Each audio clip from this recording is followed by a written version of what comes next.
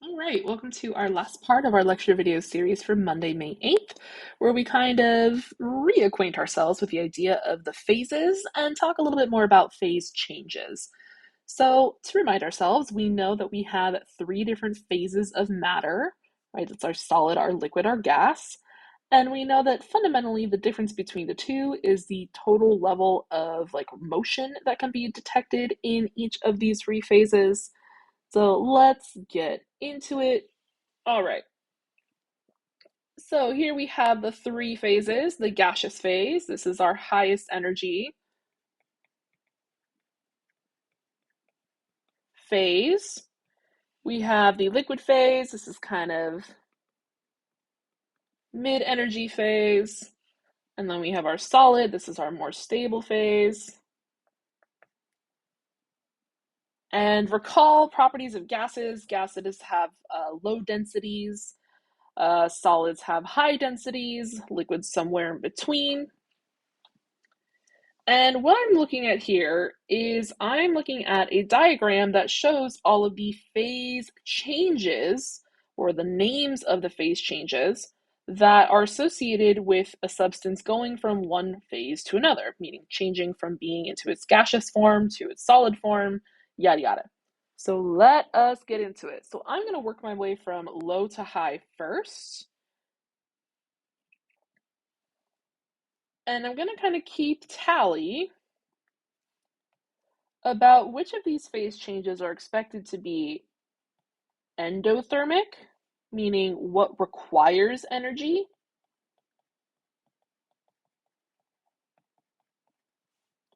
versus exothermic, what is going to release energy or need to get rid of energy or expel energy in order to undergo that phase change.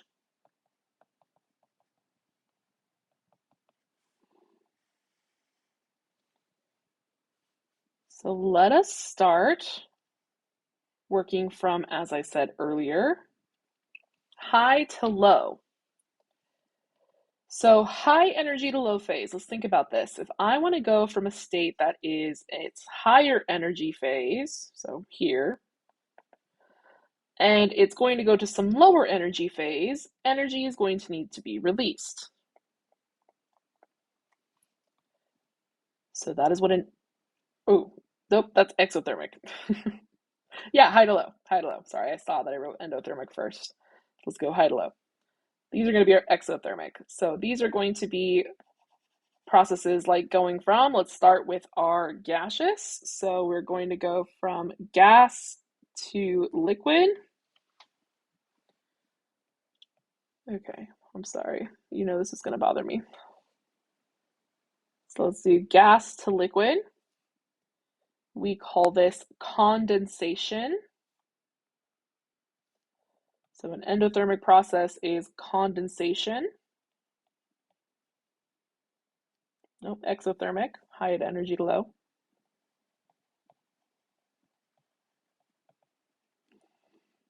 So I could say that the heat of condensation, or the vapors, or sorry, the enthalpy of condensation, wow,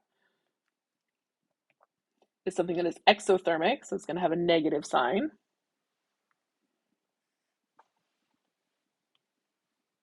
Okay, moving again from high to low, let's do liquid solid. So liquid to solid, we call this freezing. So that is another going from high to low energy, exothermic. So freezing. Meaning that the energy that is going to be released going from a high energy state, the liquid, to the lower energy state, the solid, it's going to be the heat or enthalpy of freezing. And this is also going to be exothermic, negative. All right, picking up. There is one more phase change that is between a high energy phase, and a low energy phase. And that is going straight from gas to solid. This is called deposition. Nope, that's not what I wanted. There we go. So deposition is going straight from the gas to the solid. And again, this is one of our exothermic processes. So the heat or enthalpy of deposition is going to be exothermic.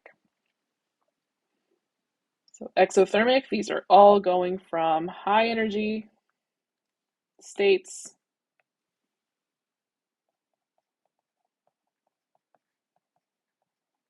to low energy states.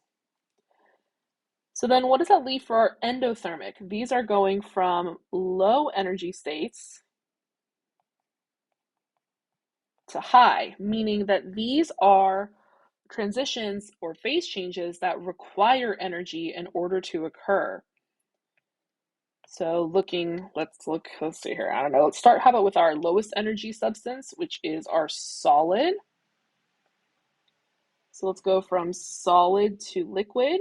You and I call this melting. You have seen it in active as fusion. So one of our endothermic phase changes is fusion, which I hate because it sounds like things coming together, which sounds like freezing to me. But fusion melting. And again, because this is an endothermic process, we're trying to go from the low energy solid state to the high energy or higher energy liquid solid or liquid state.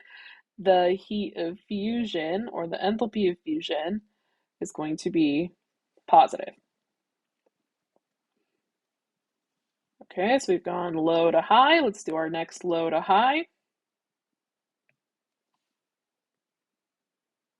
Okay, this is the process as we discussed earlier when talking about our Clausius-Clapeyron. It's the process of vaporization, going from a liquid to a gas.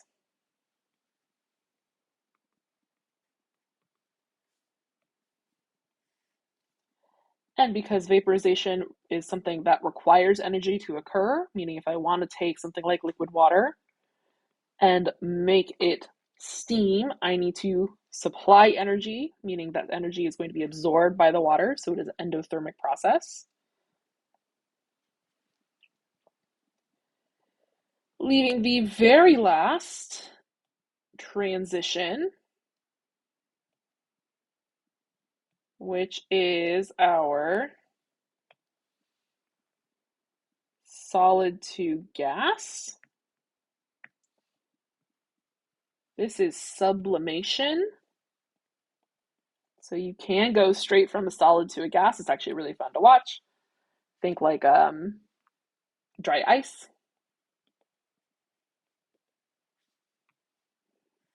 So sublimation, again, the heat or enthalpy of sublimation, because this is a phase change that requires energy, is going to be positive. So these are the phase changes. We have now identified them according to their name, as well as whether they are an endo or exothermic process. So it is always going to require energy to fuse, to vaporize, or to sublimate, and it's always going to release energy when you condense, freeze, or depose. I think this is a good enough intro for me to phase changes. We will talk about phase changes a little bit more, phase diagrams in particular, coming up on Wednesday.